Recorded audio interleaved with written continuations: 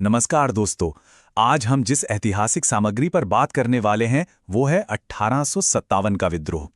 आपने इसके बारे में जरूर पढ़ा होगा, लेकिन आज हम इसे एक बिल्कुल नए नजरिए से देखने वाले हैं। हम बात करेंगे उन बड़ी बड़ी सेनाओं की जो ईस्ट इंडिया कंपनी ने खड़ी की थी, और साथ ही उन विशिष्ट समुदायों की जिनके एक कदम ने इस पूरे विशाल ढांचे को हिलाकर रख दिया। मतलब बड़े फैसलों से लेकर जमीनी स्तर के समुदायों का वो योगदान जो इतिहास के पन्नों में दर्ज है। तो चलिए बिना किसी देरी के इस विषय की गहराई में उतरते हैं। आज के इस सफर को हमने मुख्य रूप से 6 हिस्सों में बांटा है। सबसे पहले हम देखेंगे प्रेसिडेंसी सेनाओं का उदय, फिर बात करेंगे विद्रोह के असल कारणों की, इसके बाद जानेंगे 1857 के उन अग्रदूतों के बारे में जिन्होंने इस चिंगारी को हवा दी, फिर देखेंगे कि यह विद्रोह कैसे और कहां तक फैला, और आखिर में बात करेंगे इसकी विफलता के कारणों और इसकी उस ऐतिहासिक विरासत की जिसने सब कुछ बदल कर रख दिया। तो चलिए शुरुआत करते हैं हमारे पहले भाग से, प्रेसिडेंसी सेनाओं का उदय। भाई, इस महान विद्रोह को समझने के लिए ना सबसे पहले हमें उस विशाल सैन्य मशीनरी को समझना होगा जिसे अंग्रेजों ने भारत में अपने फायदे के लिए खड़ा किया था। अगर हम ऐतिहासिक दस्तावेजों को देखें तो बंगाल, मद्रास और बॉम्बे, इन तीनों प्रेसिडेंसी सेनाओं की बनावट बिल्कुल अलग अलग थे। स्रोत बताते हैं कि बंगाल सेना में मुख्य रूप से उच्च जाति के ब्राह्मणों और राजपूतों की भर्ती की गई थी, जिन्हें अक्सर स्थानीय रूप से पुरबिया कहा जाता था। लेकिन अगर आप बॉम्बे और मद्रास सेनाओं को देखें तो उनकी संरचना कहीं ज्यादा विविध और बहुजातीय थी। मिसाल के तौर पर बॉम्बे सेना में महार समुदाय के लोगों की बहुत अच्छी खासी भागीदारी थी। अब आप सोच रहे होंगे कि यह जानना जरूरी क्यों है, क्योंकि ये कोई छोटी बात नहीं थी। यही वो जनसांख्यिकीय अंतर था जिस पर आगे चलकर 1857 की इमारत खड़ी हुई।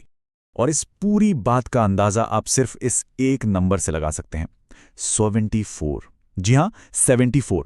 ये कोई मामूली नंबर नहीं है। ये बंगाल सेना में नियमित पैदल सेना बटालियनों की विशाल संख्या को दर्शाता है। मद्रास और बॉम्बे की सेनाओं के मुकाबले ये फोर्स कहीं ज्यादा बड़ी थी, और अपने इसी विशाल आकार और एक खास तरह की बनावट के कारण यही वो सेना बनी जो 1857 की घटनाओं का सबसे बड़ा, आप कह सकते हैं, प्राइमरी कैटलिस्ट या मुख्य उत्प्रेरक साबित हुई। अब आते हैं दूसरे भाग पर, विद्रोह के कारण। आखिर वो क्या तनाव था जो एक बारूद की तरह सुलग रहा था?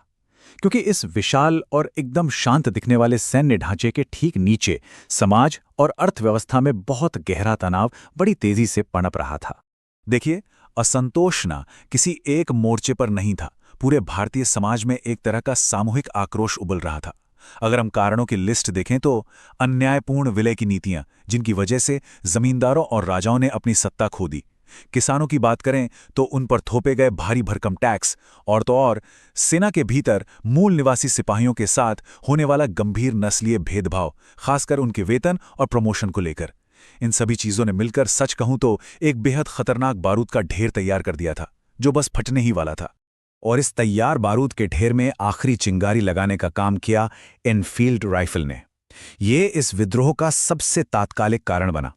हुआ ये कि अफवाह फैल गई कि इन नए कारतूसों पर गाय और सूअर की चर्बी लगी हुई है। अब समस्या ये थी कि इन्हें इस्तेमाल करने से पहले मुंह से काटना पड़ता था।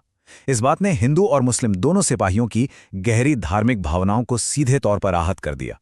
बस इसी एक घटना ने, इसी एक फ्लैश पॉइंट ने पहले से मौजूद सारे गुस्से को एक खुले और हिंसक विद्रोह में बदल दिया। तो इस विद्रोह को शुरू किसने किया?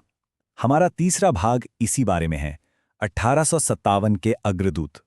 यहां हम स्रोतों के आधार पर थोड़ा सूक्ष्म इतिहास की तरफ चलेंगे और उन विशिष्ट चेहरों पर फोकस करेंगे जिन्होंने सबसे पहले इस प्रतिरोध की कमान अपने हाथों में ली।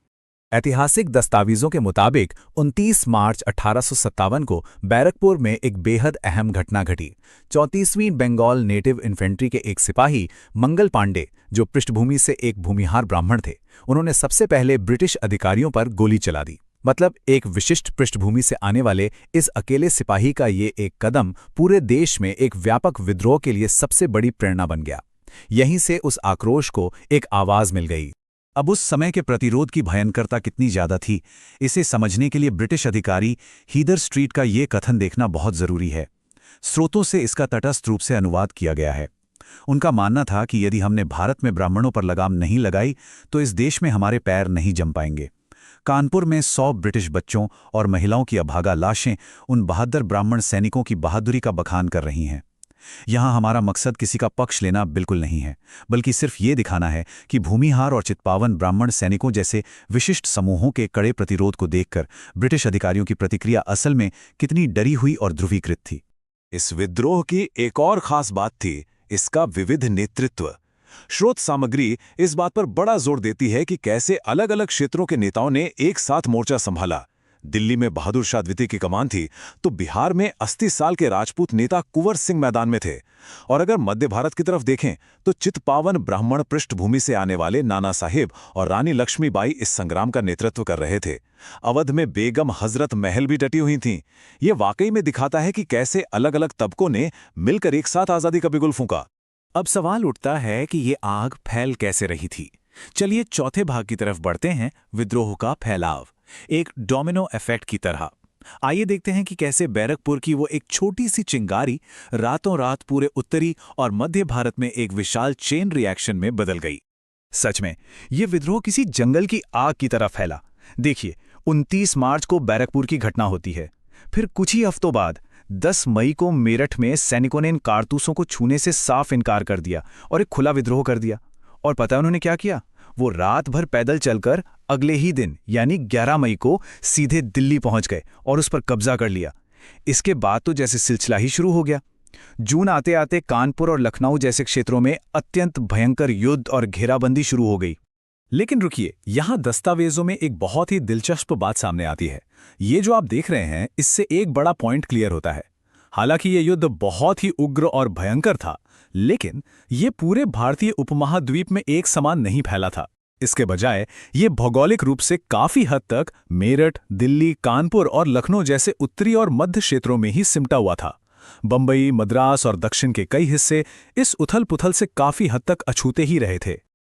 और शायद यही वजह हमें हमारे 5वें भाग तक लाती है, विफलता के कारण। आखिर इतनी असीम बहादुरी, इतना गुस्सा और इतने व्यापक समर्थन के बावजूद ये महान विद्रोह अंततः विफल क्यों हो गया? आइए इसकी रणनीतिक कमियों पर थोड़ी बात करते हैं। अगर हम विफलता के कारणों को खंगालें तो कई बड़ी रणनीतिक खामियां नजर आती हैं। सबसे बड़ी कमी थी एक स्पष्ट और दिशा देने वाले केंद्रीय नेता का ना होना। अलग अलग नेताओं में कहीं ना कहीं आपसी ईर्ष्या भी थी। और मान लीजिए अगर वो अंग्रेजों को बाहर निकाल भी देते तो उसके बाद सत्ता कौन और कैसे चलाएगा, इसकी कोई ठोस योजना उनके पास थी ही नहीं। साथ ही जैसा कि हमने अभी देखा, मद्रास और बॉम्बे की विशाल सेनाएं इस विद्रोह से दूर रहीं और कुछ समूहों ने इसमें भाग नहीं लिया।